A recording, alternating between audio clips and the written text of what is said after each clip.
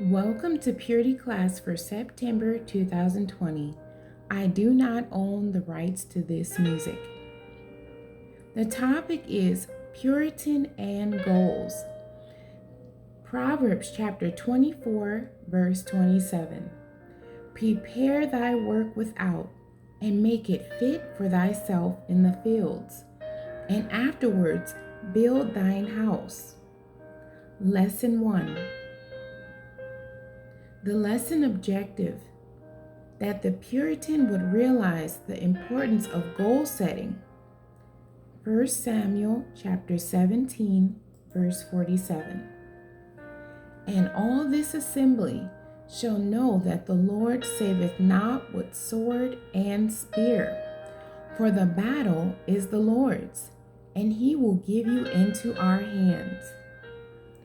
Webster defines goals as the end toward which effort is directed, an aim.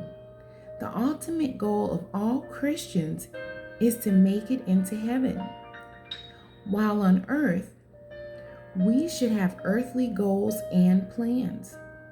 Goals point in the direction in which we should be putting our efforts.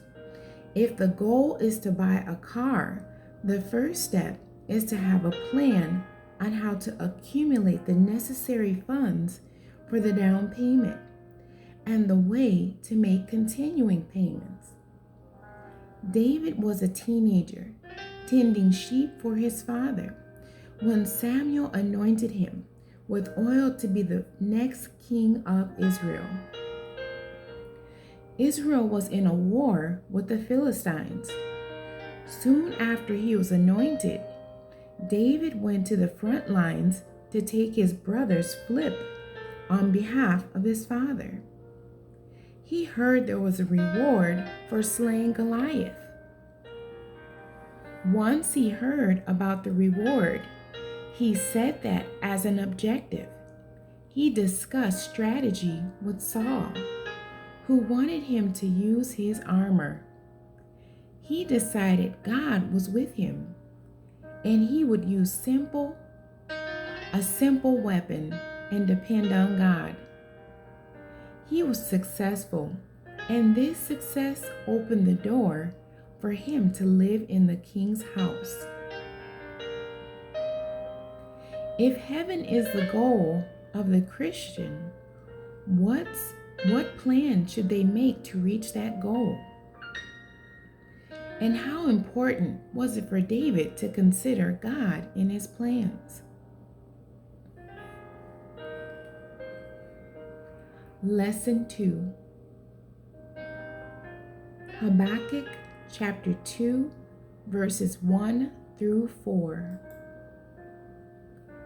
I will stand upon my watch, and set me upon the tower, and will watch to see what he will say unto me, and what I shall answer when I am reproved. And the Lord answered me and said, Write the vision, and make it plain upon tables, that he may run that readeth it. For the vision is yet for an appointed time, but at the end it shall speak, and not lie. Though it tarry, wait for it, because it will surely come. It will not tarry. Behold, his soul which is lifted up is not upright in him, but the just shall live by faith. The key verse is, For the vision is yet for an appointed time, but at the end it shall speak, and not lie. Though it tarry, wait for it, because it will surely come. It will not tarry. Proverbs chapter 3, verses 1 through 7. My son, forget not my law, but let thine heart keep my commandments. For length of days and long life and peace shall they add to thee. Let not mercy and truth forsake thee. Bind them about thy neck, Write them upon the table of thine heart. So shalt thou find favor and good understanding in the sight of God and man. Trust in the Lord with all thine heart, and lean not unto thine own understanding. In all thy ways acknowledge him, and he shall direct thy paths. Be not wise in thine own eyes. Fear the Lord and depart from evil. The key verse is verse 6. In all thy ways acknowledge him, and he shall direct thy paths. Proverbs chapter 16, verses 1 through 9. The preparations of the heart in man, and the answer of the tongue is from the Lord. All the ways of a man are clean in his own eyes, but the Lord weigheth the spirits. Commit thy works unto the Lord, and thy thoughts shall be established. The Lord hath made all things for himself, yea, even the wicked for the day of evil. Every one that is proud in heart is an abomination to the Lord. Though hand join in hand, he shall not be unpunished. By mercy and truth iniquity is purged, and by the fear of the Lord men depart from evil. When a man's ways please the Lord, he maketh even his enemies to be at peace with him. Better is a little with righteousness than great revenues without right. A man's heart deviseth his way, but the Lord directeth his steps. The key verse is verse 3. Commit thy works unto the Lord, and thy thoughts shall be established. Genesis chapter 11, verses 1 through 6. And the whole earth was of one language and of one speech. And it came to pass, as they journeyed from the east, that they found a plain in the land of Shinar, and they dwelt there. And they said one to another, Go to, let us make brick, and burn them thoroughly. And they had brick for stone, and slime had they for mortar.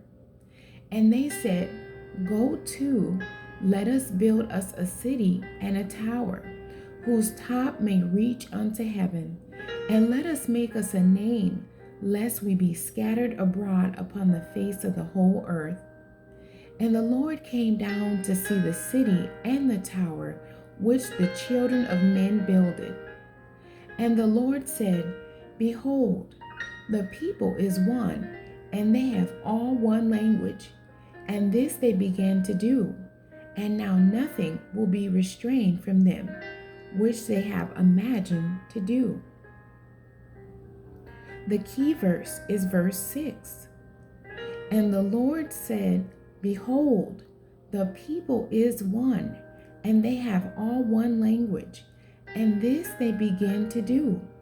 And now nothing will be restrained from them, which they have imagined to do. Genesis chapter 29, verses 16 through 20. And Laban had 2 daughters. The name of the elder was Leah, and the name of the younger was Rachel. Leah was tender-eyed, but Rachel was beautiful and well-favored. And Jacob loved Rachel and said, I will serve thee 7 years for Rachel, thy younger daughter. And Laban said, It is better that I give her to thee, than that I should give her to another man. Abide with me. And Jacob served 7 years for Rachel. And they seemed unto him but a few days, for the love he had to her. Why is it important to write down goals and plans? Why is direction from God so important? When and what should we commit to God? And what happens when we commit our thoughts to God?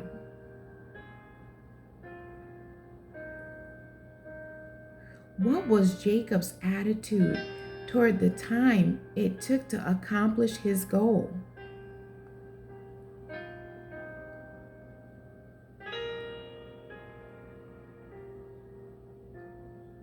God bless you, and thank you for joining me for Purity class for lessons 1 and 2.